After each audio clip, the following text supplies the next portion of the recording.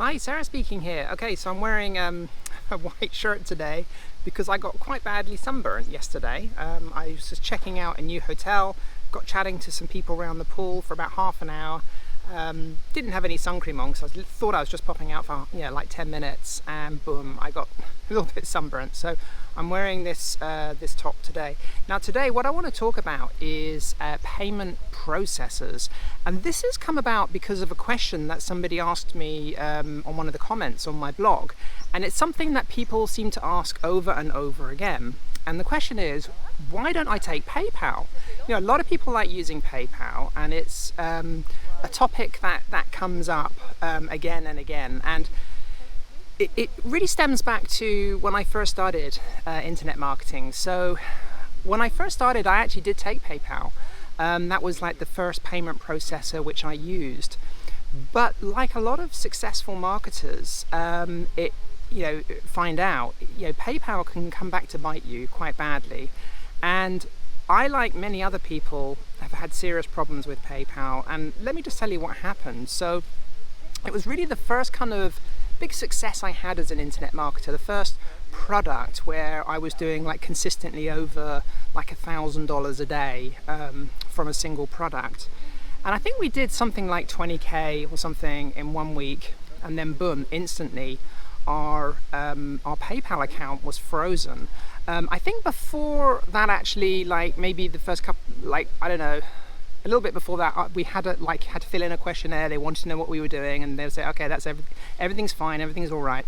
Anyway, we got to a stage where, like I said, we were doing like about a grand a day or something like that, and we actually had quite a lot of money in the PayPal account at that time, something like $70,000 or $80,000 actually in the PayPal account before it was going to be transferred into our bank account. And PayPal one day froze our account, and they actually held all of the money. And they held on to that money for about 8 months. So we didn't actually get that money for 8 months. It was a complete nightmare, and we had no way of taking money either.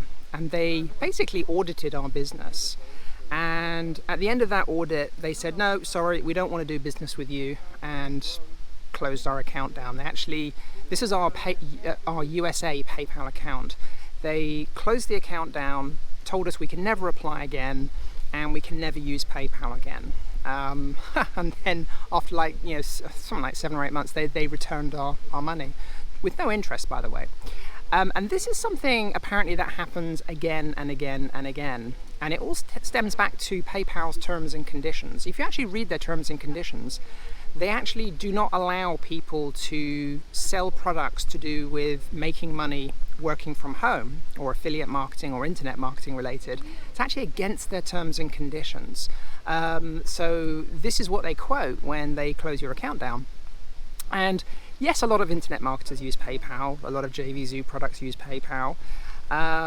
However, what actually happens is you can kind of like get away with it if you fly under the radar, if you're just processing small amounts of money.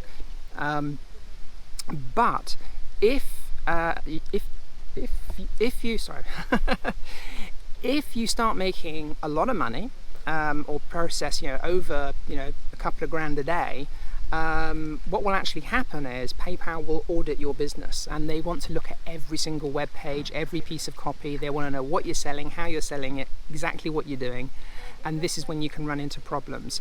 So this is why we moved away from PayPal, and actually we've got a PayPal account in the UK, and the same thing happened to the UK account. We didn't actually lose the account, but they just said to us very strictly, you can never sell products through this account again. You can only use it for purchasing items.